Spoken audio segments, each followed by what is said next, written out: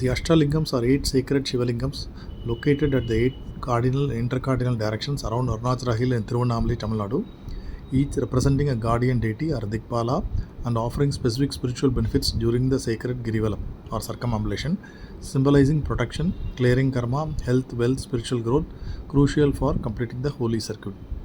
These lingams mark the 8 directional points of Arunachala Hill which pilgrims circumambulate.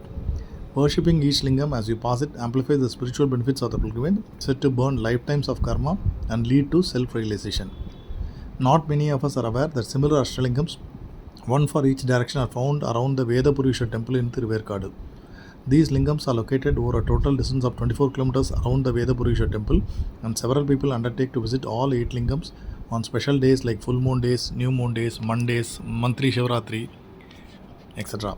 Performing this pradakshina on Wednesdays is said to bring all 16 elements of prosperity to oneself. The Ashtalinga Shivanadiyargal Sangam is trying to create awareness about these magnificent divine shrines so that there is more patronage and these temples are first able to sustain themselves and slowly recreate their lost glory.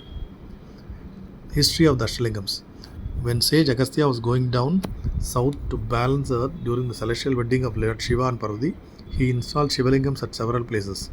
Since he could not participate in the wedding, Lord Shiva agreed to show him the marriage vision at will. When Agastya came to worship at Thiruverkadu, he sought to see the Lord's marriage there. So the Lord appeared before him along with Goddess Parvati in the marriage column as Vedapureeswarar. Goddess Parvati teased the Lord that he immediately manifested in whatever form the sages wanted. What would he do for the simple devotees? With a smile, the Lord manifested himself in the form of lingams on all 8 directions, much to the delight and happiness of Goddess Parvati. King Anabhaya Cholan or Kulothunga I has constructed the Vedapureeswarar temple as well as temples for 8 lingams around it. However, with passage of time and several invasions, the temples have transformed into lesser known shrines. Sri Vedapureeswarar Temple, Thiruverkadu Shiva Temple or Thiruverkadu. Moolavar Sri Vedapureeswarar, Sri Veerkattu Nadar. Consort Sri Balambige, Sri Veerkanni.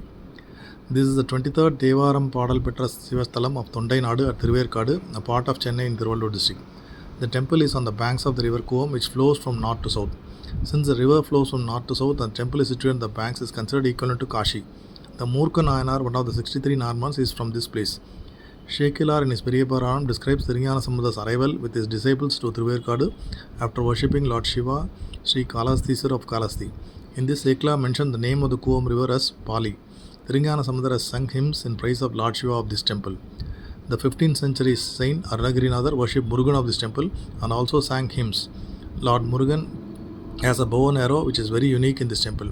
Arunagirinathar mentioned this place as Velangadu, which is explained in the legend. The temple existed before the 6th century and believed that the temple was reconstructed during Anabhaya Chola period and an idol of Anabhaya Cholan is in the inner praharam.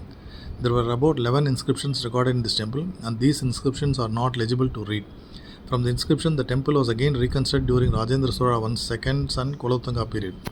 This is one of the temples where the Lord Shiva gave darshan in Kalyana Kolam to Agastya and the boss leaf is on the backside of the Moolavar wall. Since Lord Shiva gave darshan of his Kalyana Kolam to Agastya, devotees believe that it will be auspicious to celebrate their Sashtyaprabhuti and Sadabhishekam in this temple. In one of the legends, Lord Murugan imprisoned Brahma for not knowing the meaning of the Pranav mantra. Lord Shiva explained the necessity of Brahma for creation and the after effects if he is not released. Lord Shiva's request was also turned down. Finally, Lord Murugan teaches the meaning to Lord Shiva and releases Brahma. To get rid of the sin caused by this, Lord Murugan came to this place, created a Tirtham and worshipped Lord Shiva. A Shivalinga is in front of him. It is believed that 4 Vedas worship Lord Shiva in the form of Vel trees. Hence, this place was called Velkadu, Velangadu, and the same was corrupted to the present name of Verkadu. Murka Nayanar and sage Parashara, a scholar in astrology, worshipped Lord Shiva of this temple. The Murka Nayanar, one of the 63 Nayanmars belonged to the place, was an ardent devotee of Lord Shiva. He used to eat only after providing Annadanam to Shiva devotees. When all his wealth was exhausted, started his earning through gambling and continued the service. He was very strict and sometimes used force to collect the money from the losers. Hence, he was called Murka Nayanar. In another legend, Salapurana Adiseshan worshipped Lord Shiva and promised that he would not bite anybody in this place, and this place was called Vishamtindapadi.